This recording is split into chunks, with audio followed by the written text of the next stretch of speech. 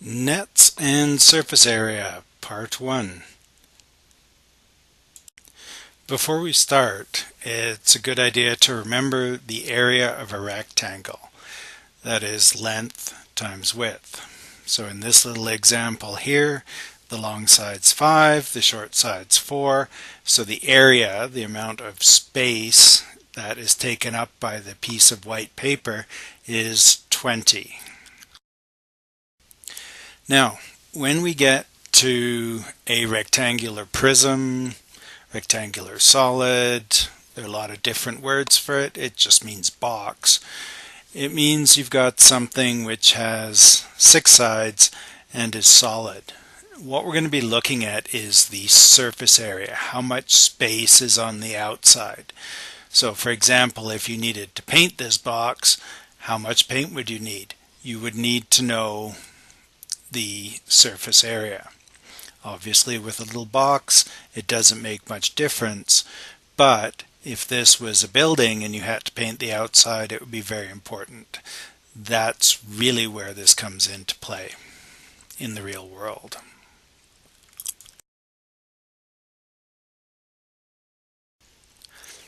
In this example, the little box that I have here was made from a flat piece of paper, so it's quite easy to flatten out. And that's the first thing we're going to do. Once we flatten it out, we'll be able to see that it's made up of a whole bunch of rectangles, and we can use that to work out the surface area of the box once it's all folded up again. Now that the rectangular prism, the box, is all flattened out, you can see each of the 6 sides. Okay, and what I've done is measure each of the sides and write the measurements on there. Basically, we've got the shortest side, which is 3, we've got a middle size, which is 4, and the longest side is 5. And in this case, they're all centimeters. Now that we can see all the rectangles, we just need to work out the area of each one. Over on the right, the rectangle is 5 centimeters by 4 centimeters, so that's 20 square centimeters. Right next to it, we've got a rectangle that is 5 centimeters by 3 centimeters, so that's 15 square centimeters, and we can keep going with the remainder of the boxes. Okay, I've finished working out the area of each rectangle that makes up each side, and we have 2 rectangles that are 5 by 4, so that's 2 20s, they're marked in green. We've got 2 rectangles marked in red that are 15 square centimeters each, and we've got the 2 end pieces that are 12 square centimeters each. If I add these all together, I will come up with the surface area of the whole thing.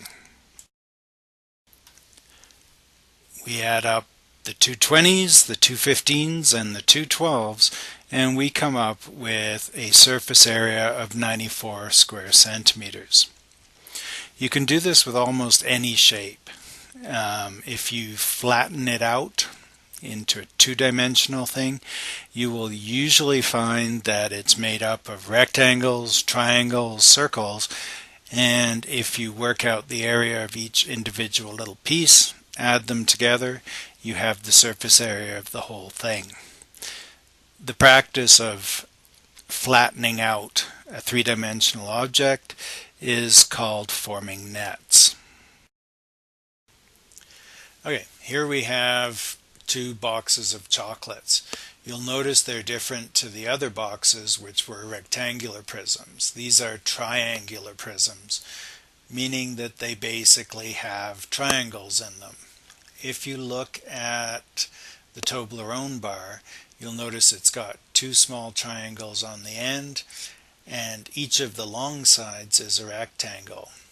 For the Hedgehog's box, the gold one, you'll notice it's also got a triangle on the top, a triangle on the bottom, and each of the other sides is a skinny long rectangle.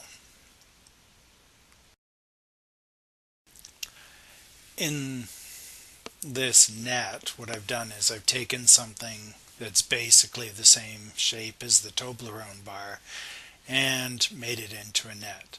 If you look at it, it's got the two little triangles from the end, and then it's got three rectangles, one from the bottom and the two sides.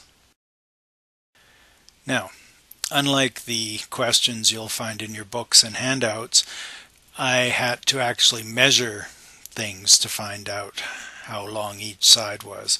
And what I found out was the long side of the rectangles was 7 centimeters. The short side of the rectangles was 4.5 centimeters. I found out the edges of the triangles, but they don't matter because if you remember, the formula for the area of a triangle is 1/2 the base times the height. So I measured the height of the triangles, and the height was 4 as well. Now I'm ready to do the math to calculate the surface area of the whole three-dimensional triangular prism. Okay, life was easy on this one because the three rectangles are the same. So length times width is 7 times 4.5, and it's the same on all of them. To find the area of the triangles, they're both the same. I need 1/2 of the base times the height, which means 1/2 times 4 times 4.5.